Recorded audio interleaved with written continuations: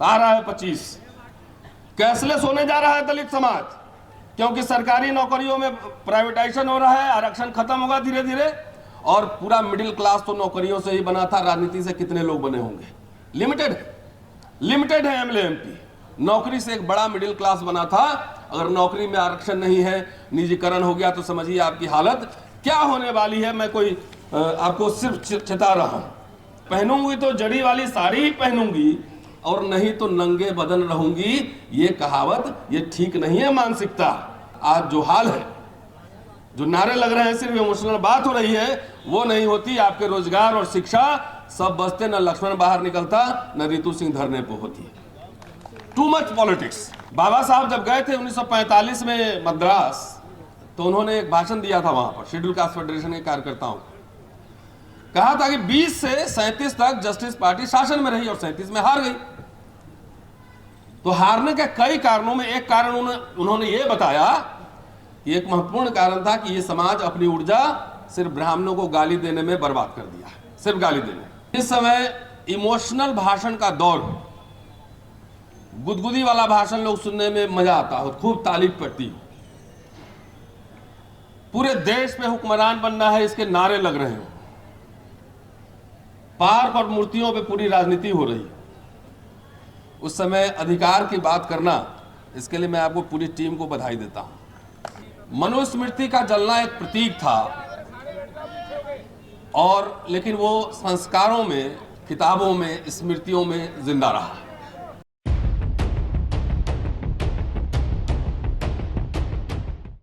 शुक्रिया आप सभी को। जय भीम। समय कम है, कोई औपचारिकता नहीं, सीधे पॉइंट पे आता हूं। आज 25 दिसंबर है, क्रिसमस भी है और मनुस्मृति दहन दिवस भी है। बधाई आप सभी को। मनुस्मृति दहन एक प्रतीक था, उसके साथ कई प्रस्ताव पारित हुए थे दलितों के शिक्षा और रोजगार को लेकर। तो जो प्रस्ताव पारित हुए थे उस पर भी बात करनी चाहिए।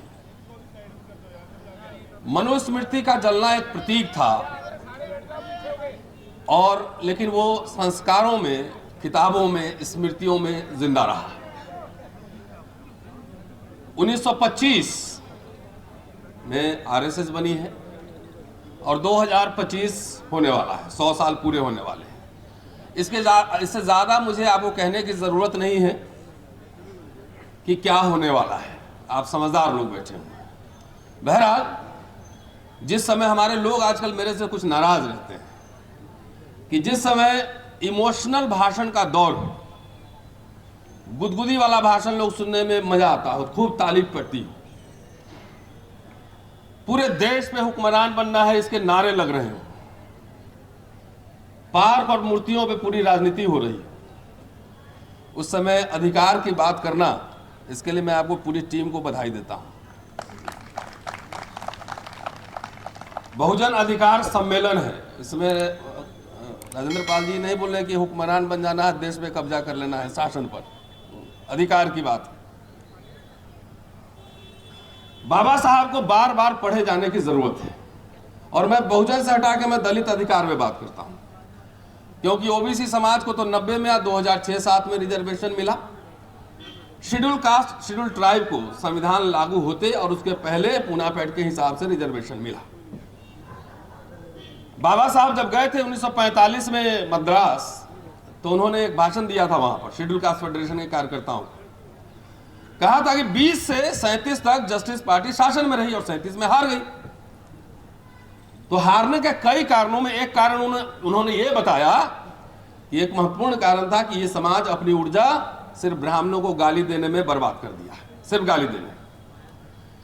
इसलिए समीक्षा होनी चाहिए अपने आप की भी, अपने इधर उंगली उठाने की भी। बाबा साहब, मैं तो ये समझता हूं, मेरा व्यक्तिगत राय है, जब संविधान लागू होने के बाद राजनीतिक दल जो है भंग कर देते और कहते कि दलित की अपनी राजनीतिक दल नहीं होगा और दलित समाज राजनीति करे, दलित समाज एजेंडा लागू करे, तो ज्यादा बेहतर होता। आज जो हाल है, जो नारे लग रहे हैं, सिर्फ इमोशनल बात हो रही है, वो नहीं होती। आपके रोजगार और शिक्षा सब बचते, न लक्ष्मण बाहर निकलता, न रितु सिंह धरने पर होती। Too much politics. जात जात की पार्टी बना लिए हो, 2 आदमी मिलकर 3 पार्टी बनाते हो, एक अकेले अकेले और एक कॉमन मिनिमम प्रोग्राम। तो देश हक की बात ही नहीं हो रही, अधिकार की। कहीं स्कॉलरशिप, नौकरी, स्वास्थ्य कोई बात हो रही है? खाली चुनाव के दिन हम लोग खड़े होते हैं, बोलते हैं, एकदम रात में सपने दिखाते हैं कि हमारी सरकार बन गई और हम पूरे एक ही दिन में सब बदल देंगे। इस चक्कर में मैं बाबा साहब के भाषण के कुछ अंश आपको सुनाना चाहता हूं। 1949 में वो मनमाड़ में एक प्रोग्राम में थे, 16 जनवरी को। अंतिम पैराग्राफ पहले मैं बताता हूं क्या कह रहे थे। कह रहे थे कि 3 तरह के राजनीतिक हम मांगते रहे। पहला, हमारे प्रतिनिधियों को विधिमंडल में शामिल किया जाए। दूसरा, जनसंख्या के अनुपात में सरकारी नौकरियों में आरक्षण मिले। और तीसरा, अलग चुनाव क्षेत्र मिले। इसमें से तीसरा नहीं मांग मिला, लेकिन 2 मांग हमने मनवा ली है। और तीसरा नहीं मांगने से, नहीं मिलने से ऐसा नहीं है कि हमारा भाग्य डूब जाएगा, ऐसी बात नहीं है। कहते हैं कि जो अधिकार मिले हैं वो अधिकार आप बरकरार रखिए और अधिक अधिकार की मांग कीजिए। और एक कहावत वो कहते हैं, पहनूंगी तो जड़ी वाली साड़ी ही पहनूंगी और नहीं तो नंगे बदन रहूंगी। ये कहावत ये ठीक नहीं है मानसिकता, ये ठीक नहीं है मानसिकता। समाज कितना ज्यादा कि हम जब राजा बन जाएंगे, देश में प्रधानमंत्री बन जाएंगे, तभी हम पूरे अधिकार को सुरक्षित करेंगे। तब तक जो मिला था वो भी आप गवा बैठे हैं। आ रहा है 25, कैशलेस होने जा रहा है दलित समाज, क्योंकि सरकारी नौकरियों में प्राइवेटाइजेशन हो रहा है, आरक्षण खत्म होगा धीरे धीरे। और पूरा मिडिल क्लास तो नौकरियों से ही बना था। राजनीति से कितने लोग बने होंगे? लिमिटेड है एमएलए एमपी। नौकरी से एक बड़ा मिडिल क्लास बना था। अगर नौकरी में आरक्षण नहीं है, निजीकरण हो गया, तो समझिए आपकी हालत क्या होने वाली है। मैं कोई आपको सिर्फ चेता रहा हूं। 1-2 पॉइंट और कहता हूं, उसके बाद मैं खत्म करता हूं। इसी भाषण में कह रहे हैं, आरक्षित जगह हमें नहीं मिली है, इसलिए डरने की जरूरत नहीं है। हमारी जनसंख्या 7 करोड़ है। हम संगठित रहेंगे तभी अपना दल मजबूत होगा। एक बात हमेशा ध्यान रखनी होगी, शेड्यूल कास्ट फेडरेशन एक राजनीतिक संघ है, उसी के साथ जुड़े रहना चाहिए। लेकिन यह भी बता दूं कि बाबा साहब के जीवन काल में ही शेड्यूल कास्ट फेडरेशन में गुटबाजी, भ्रष्टाचार सब कुछ शुरू हो चुका था। इसलिए मैंने पहले कहा कि भंग कर देते और कहते कि समाज राजनीति करेगा, समाज एजेंडा तय करेगा, तो आपके वोट की कीमत होती। आपके पास लोग आते और कहते कि हमारा एजेंडा ये लागू करो, तब वोट देंगे, तो आपके अधिकार सुरक्षित रहते। सब जहां देखो राजनीतिक पार्टी, आपकी वोट की कोई कीमत ही नहीं, कोई कीमत नहीं। सिर्फ ड्रीम्स देखते हैं, सपने देखते हैं। आगे वो कह रहे हैं, अलायंस के ऊपर कह रहे हैं। अभी सब पार्टी कह रहा है अकेले हम सरकार बनाएंगे, वही बाबा साहब को ही कोट कर रहा हूं। दूसरी बात यह है कि हमें कभी दूसरे दलों के साथ गठजोड़ करना होगा। जो पार्टी हमारा कल्याण करेगी वही हमारी करीबी होगी। हमारे कार्यक्रमों में जिस पार्टी के कार्यक्रम ज्यादा से ज्यादा मिलेंगे, उस पार्टी से गठजोड़ करने में कोई हर्ज नहीं है, चाहे वो कांग्रेस पार्टी हो, चाहे समाजवादी पार्टी हो। देख लीजिए, हम नहीं कर रहे। और आज दलित लोग जो है ना, राजनीति का अफीम चाट के कह रहा हम अकेले सरकार बना लेंगे। सुधर जाइए, नहीं तो बच्चों को पढ़ने के लिए सरकारी स्कूल बंद हो रहे हैं, नौकरियां खत्म हो रही है। आपके वोट की कोई कीमत नहीं है, कोई वोट मांगने भी नहीं आता है। अधिकार कैसे सुरक्षित रहेंगे? अधिकार मांगना, मैं जो बात कह रहा हूं राजनीतिक बात है। राजनीति का मतलब सिर्फ चुनाव लड़ना नहीं होता है। राजनीति का मतलब होता है नए सवाल पैदा करना, नया विमर्श पैदा करना। एक लाइन और सुना के मैं छोड़ता हूं, बहुत सारे वक्ता हैं और बहुत सारी बातें हैं।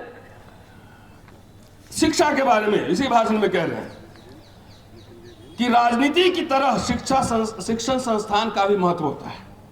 किसी समाज की उन्नति उस समाज के बुद्धिमान, कुछ कर गुजरने का मादा रखने वाले और उत्साही युवकों के हाथ होती है। इसी दिशा में सोचते हुए पिछले कुछ वर्षों से मैं राजनीति की तरफ थोड़ा कम ध्यान देकर शैक्षणिक संस्थाओं की ओर ज्यादा ध्यान दे रहा हूं। सिद्धार्थ कॉलेज खोला, मिलिंद कॉलेज खोला, पीपल्स एजुकेशन सोसाइटी बनाया। हमारे नेता तो जब तक कवर में पांव नहीं लटकता है कहते हम ही राजनीति करेंगे। अब तो उत्तराधिकार भी घोषणा हो रही है। उत्तराधिकार का मतलब सब पार्टी में, मैं किसी एक पार्टी में नहीं कह रहा। तो दलित लोग उत्तराधिकार घोषणा कर ले तो कहीं तो रहेगा, तो राजा हो गया उत्तराधिकारी हो रहा, तो अधिकार की क्या जरूरत है। हमारा काम आपको डिटॉक्स करना है। इतना ज्यादा माथा पे चढ़ गया है राजनीति, सिर्फ एमएलए एमपी बनने का नशा, कि यूनिवर्सिटी में आपके प्रोफेसर निकाले जा रहे हैं, खिलाड़ी निकाले जा रहे हैं मैदान से, सारी हकमारी हो रही है, उसमें कोई आंदोलन नहीं है। क्या करें, बहादुर लोग जिसमें हिम्मत हो लड़ने का, उनके हाथ में समाज की कमान होगी। सीट का तालमेल करने वालों से कुछ नहीं होने जाना है, क्योंकि वो तो सिर्फ मंत्री बनाना चाहते हैं। हमारे लिए ये समाज बहुत महत्वपूर्ण चीज है। समाज, मैं विश्वविद्यालय में पढ़ाता हूं और समाज को इतना राजनीति मूर्ति और पार्क में जाके ले गया है कि सब इसी में खुश है। रूलिंग क्लास समझ चुका है कि इसको खाली मूर्ति बनवाओ तो बोलेगा वहां 200 फीट का बना, वहां 500, इसी में खुश है। और नीचे से आपके कपड़े उतार दे रहे हैं, सारी हकमारी हो रही।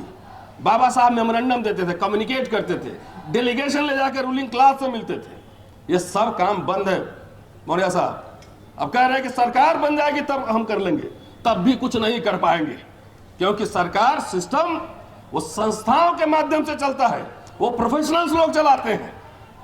हमारा समाज, मैं तो दलित समाज से ही कह रहा हूं, ना आपका सीए है, ना प्रोफेशनल है, ना कोई पत्रकार बनवा रहा है, कुछ नहीं कर रहा है। खाली सबकी दिलचस्पी, चाहे ऑटो चलाने वाला भाई हो, चाहे रिटायर्ड आईएएस ऑफिसर हो, सबको कहता है कि हमको विधानसभा में ही जाना है। किसी को 1000 करोड़ का बिजनेस नहीं खड़ा करना है, किसी को संसाधन में हकमारी हो रही उसमें बात नहीं करनी है। तो साथियों, मैं इसी बात के साथ में अपनी बात खत्म कर रहा हूं कि चुनाव 5 साल में एक दिन होता है। अपने वोट की कीमत पहचानो।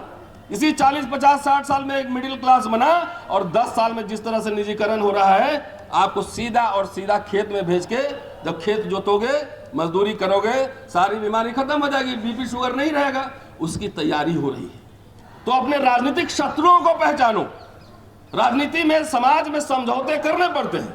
लखनऊ में ही 25 अप्रैल 1948 को बाबा साहब ने कहा था पिछड़े वर्ग के एक सवाल पे कि मैं ये नहीं कहता कि आप शादी ब्याह करो ना करो, खाना खाओ या ना खाओ, लेकिन कम से कम आपकी इतनी संख्या है, अलायंस करके आप कम से कम सरकार तो बना सकते हो। लेकिन रूलिंग क्लास कितना चतुर है, हर जात का पार्टी खड़ा कर दे रहा है, हर जात का। तो ऐसे लोगों से थोड़ा सावधान रहिए, अपने वोट की कीमत बढ़ाइए, और जो सरकार आपकी हकमारी कर रहा है, ये नोट कीजिए कि उसको जो हरा सकता है उसी के साथ खड़े होइए, अदरवाइज अपना वोट बर्बाद मत कीजिए। शुक्रिया, थैंक यू।